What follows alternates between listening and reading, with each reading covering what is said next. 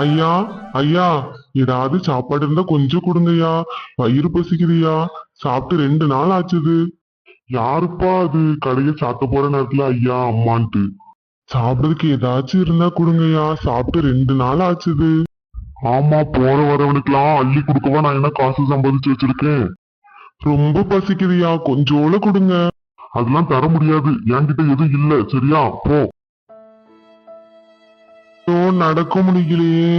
நடந்து நடந்து சோர்வா வேற ஆயிட்டு இருக்குது. வயிறு வேற ரொம்ப பசிக்கு. என்னால ஒரு அடி கூட இதுக்கு மேல எடுத்து வைக்க முடியாது. தலை வேற சுத்துதே. பாப்பா, நம்ம வீட்டுக்கு வெளியில யாரோ பேசுற மாதிரி சத்தம் கேக்குது. போய் யாருன்னு பாத்துட்டு வா. சரிப்பா, நான் போய் பார்த்துட்டு வரேன். ஐயோ, முடியலையே கடவுளே. தாத்தா, யாரு நீங்க? ஏதாச்சும் ஹெல்ப் வேணுமா உங்களுக்கு? ஆமாமா, தாத்தா சாப்பிட்டு 2 நாள் ஆச்சுது. ரொம்ப வயிறு பசிக்குது. என்னால நடக்க கூட முடியல. ஏதாவது சாப்பிட கொடுத்தா கொஞ்சம் நல்லா இருக்கும். சரி தாத்தா, நீங்க ஒரே ஒரு நிமிஷம் வெயிட் பண்ணுங்க, நான் இப்ப வந்துடுறேன். அப்பா, வெளியில ஒரு தாத்தா ரொம்ப வயிறு பசியில நடந்து வந்துட்டு இருக்காங்கப்பா. விட்டா மயங்கி விழுந்துருவாங்கன்னு நினைக்கேன். ஐயோ, என்ன பாப்பா சொல்லுத? அந்த தாத்தாவை உடனே வீட்டுக்குள்ள கூட்டிட்டு வா, சாப்பாடு கொடுக்கலாம். நான் வெயிட் பண்ணதாப்பா சொல்லியிருக்கேன். இருங்க, நான் இப்ப போய் கூட்டிட்டு வந்துடுறேன். தாத்தா, எங்க வீட்டுக்கு வாங்க தாத்தா. எங்க வீட்டுல நிறைய சாப்பாடு இருக்கு. நீங்க சாப்பிட்டுட்டு நைட்டு தூங்கிட்டு காலையில போலாம். ரொம்ப நன்றிமா கண்ணு. அப்பா, இதுதான் அந்த தாத்தா. இங்க வாங்க சார், வந்து உட்காருங்க. சாப்பிட்டுட்டு நீ நைட்டு ரெஸ்ட் எடுத்துட்டு காலையில போலாம், ஒரு பிரச்சனையும் இல்ல. பாப்பா, நீ போய் தாத்தாக்கு சாப்பாடு எடுத்துட்டு வா போ, கிச்சன்ல இருந்து. நான் போறேன்ப்பா. என்னங்க தாத்தா, உங்களுக்கான சாப்பாடு. ரொம்ப நன்றிமா. அதெல்லாம் இருக்கட்டும் தாத்தா, நீங்க சாப்பிடுங்க ஃபர்ஸ்ட். சாப்பாடு ரொம்ப நல்லா இருந்துச்சு சார். நல்லா இருந்துச்சு பாப்பா. சரி, நான் கிளம்புறேன் அப்படியே. அதெல்லாம் ஒண்ணும் வேண்டாம், நீங்க நைட் இங்க ரெஸ்ட் எடுத்துட்டு காலையில பொறுமையா போலாம். இல்லப்பா, என்னால எதுக்கு உங்களுக்கு சிரமம்? பரவாயில்ல, நான் அப்படியே கிளம்பிடுறேன். நான் இப்ப நல்லா தான் இருக்கேன் சாப்பிட்டதுக்கு அப்புறம். அதெல்லாம் ஒண்ணும் இல்ல. பாப்பா, நீ பெட் அரேஞ்ச் பண்ணி கொடு, தாத்தா படுக்கட்டும். பண்ணி கொடுத்துட்டேன்ப்பா, தாத்தாவும் படுத்துக்கிட்டாங்க.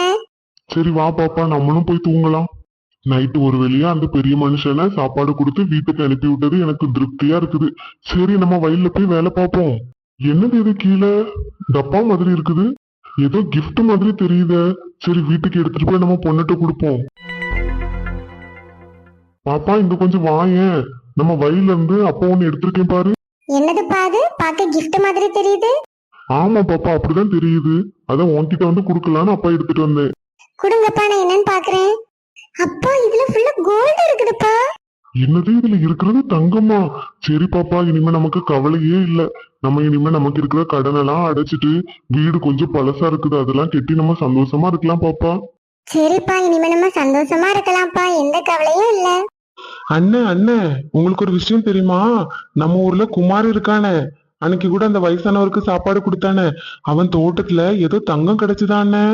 ரொம்ப சந்தோஷமா இருக்கான். என்னது தங்கமா? அது எப்படி என்னை விட பணக்காரன் இந்த ஊர்ல இருந்துருவானா? நீ என்ன பண்ணுவியோ ஏது பண்ணுவியோ தெரியாது. அவன் வீட்டை இடிச்சு போட்டணும். அவன் வீட்டுல இருக்கிற தங்கமும் அவன்கிட்ட இருக்க கூடாது. போய் உடனே எடுத்துட்டு வாப்போ. புரிஞ்சுட்டுனே, நான் இப்பமே போறேன். எப்பா, ஒரு வழியா வீடு இடிச்சு போட்டாச்சு. இனிமே அண்ணன் கிட்ட போய் சொல்லி நமக்கு வர வேண்டிய கமிஷனை வாங்கிக்கிட்டு நல்லா ஊர் சுத்தலாம். அண்ணே, நீங்க சொன்ன மாதிரி வீட பக்காவா இடிச்சு போட்டாச்சு.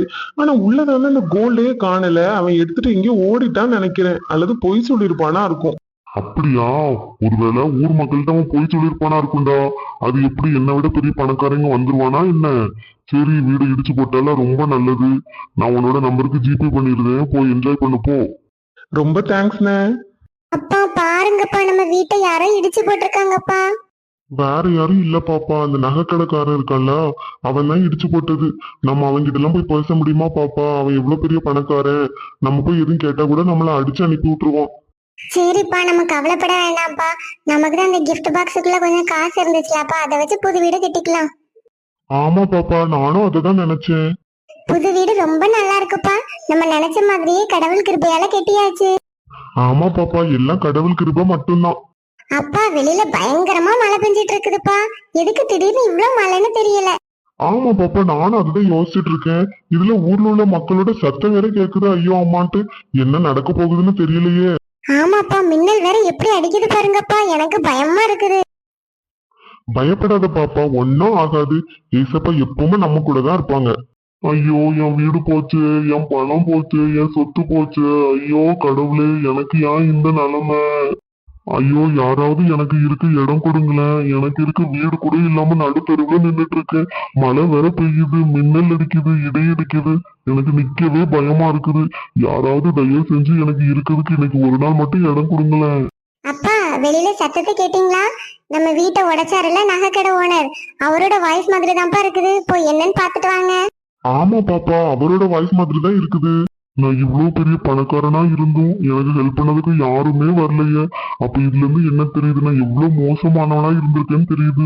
ஒரு ஆள் கூட எனக்காக வரலையே. ஐயோ என்னை யாராவது காப்பாத்துங்களேன். எனக்கு ஒரு நாள் மட்டும் இருக்கிறதுக்கு இடம் கொடுங்களேன் ப்ளீஸ். பாப்பா அவரோட சத்தம் தான் ரொம்ப அதிகமா கேட்டுட்டு இருக்குது. போய் அப்பா என்னன்னு பாத்துட்டு வரவா? அவருக்கெல்லாம் நாம ஏன்பா ஹெல்ப் பண்ணணும்? நம்ம வீட்டெல்லாம் இடிச்சு போட்டாரு. அந்த வயசான தாத்தாக்கு கூட அவரு சாப்பாடு கொடுக்கல. அவருக்கு எதுக்கு நம்ம ஹெல்ப் பண்ணணும்? போட்டு விடுங்க. அப்படி சொல்லக்கூடாது பாப்பா. கஷ்டத்துல இருக்கிறவங்களுக்கு ஹெல்ப் பண்ணணும். அது சத்ருவா இருந்தா கூட அவங்கள சிநேகிக்கணும். அதுதான் நம்ம ஏசப்பா சொல்லி கொடுத்துருக்குது. சரி நீ வீட்டுக்குள்ளே இரு, அப்பா போய் பாத்துட்டு வரேன், சரியா? அண்ணே என்னாச்சுண்ணே? எதுக்குண்ணே வெளியில நின்று அழுதுட்டு இருக்கீங்க? நீ ஒருத்தனாச்சும் வந்தியப்பா, பாருப்பா இந்த மலையில என் வீடுலாம் இடிஞ்சு போச்சு. எனக்கு நிக்கிறதுக்கு கூட இடம் இல்ல. கவலைப்படாதீங்கண்ணா, நீங்க ஏன் கூட வாங்க. இன்னைக்கு எங்க வீட்டுல தங்குங்க, ஒரு பிரச்சனையும் இல்ல. நீங்க வீடு எப்ப சரி பண்ணுதீங்களோ அப்ப நீங்க உங்க வீட்டுக்கு போலாம். நீ எதுக்குப்பா எனக்கு ஹெல்ப் பண்ணணும்? நான் உனக்கு தீங்கு தான் பண்ணினேன். உனக்கு இருக்கிற சின்ன வீட்டை கூட நான் இடிச்சு போட்டேன். எனக்கு இருக்கிற பணத்திமிரல. அப்புறம் நீ எதுக்கு எனக்கு ஹெல்ப் பண்ணதுக்கு வந்திருக்க? நீங்க இப்பமாச்சும் திருந்துட்டீங்களாண்ணே? எனக்கு அது போதும்ண்ணே. உங்க மனசுல கடவுள் பேசிட்டாருண்ணே. அதனாலதான் நீங்க அவ்வளவு பெரிய பெருமையில இருந்தே வெளியில வந்திருக்கீங்க. அதை கம்பேர் பண்ணும்போது இதெல்லாம் பெரிய விஷயமே இல்லைண்ணே. வாங்கண்ணே போலாம். ஏசப்பா சத்துருக்களையும் சிநேகிக்கதான் சொல்லியிருக்காங்க. நீங்க இனி சத்ருவா நினைச்சா கூட பரவாயில்லண்ணா. ஆனா நான் உங்களை எப்பவுமே சிநேகிப்பேன். அதுதான் ஏசப்பா எனக்கு சொல்லி கொடுத்தது. எனக்கு மட்டும் இல்லைண்ணே, நம்ம எல்லாருக்குமே ஏசப்பா அதுதான் சொல்லியிருக்காங்க. ரொம்ப தேங்க்ஸ் குமார். ரொம்ப நன்றி குமார். என்னைய யாருமே இந்த ஊர்ல கண்டுக்கல. நான் அரை மணி நேரமா கத்திட்டு இருந்தேன். ஒருத்தங்க கூட என்னன்னு கேட்கல. நீ மட்டும்தான் எனக்கு வந்து ஹெல்ப் பண்ணிருக்க. இத்தனைக்கும் நான் உன்னோட வீட்டை கூட இடிச்சேன். இருந்தாலும் எனக்கு ஹெல்ப் பண்ணிருக்க குமார். ரொம்ப நன்றி. அட தேங்க்ஸ்லாம் வேண்டாண்ணே, விடுங்கண்ணே. ஏசப்பா அவங்கள சிலுவையில் அறிஞ்சவங்களே மன்னிச்சாங்க. இதெல்லாம் ஒரு விஷயமாண்ணே. இருந்தாலும் மன்னிக்கிறதுக்கு ஒரு மனசு வேணும்பா. சும்மா வளவலன்னு பேசாதீங்கண்ணே. நீங்க போய் படுங்க போங்க, நல்லா ரெஸ்ட் எடுங்க. நாளைக்கு பார்ப்போம். என்ன ஃப்ரெண்ட்ஸ், ஸ்டோரி பிடிச்சிருந்ததா? நீங்களும் மன்னிப்பீங்க தானே? சரி, ஸ்டோரி பிடிச்சிருந்தா கண்டிப்பா லைக் பண்ணுங்க, ஷேர் பண்ணுங்க, கமெண்ட் பண்ணுங்க, சப்ஸ்கிரைப் பண்ணுங்க. நாளைக்கு வேற ஒரு ஸ்டோரியில பார்ப்போம். பாய்.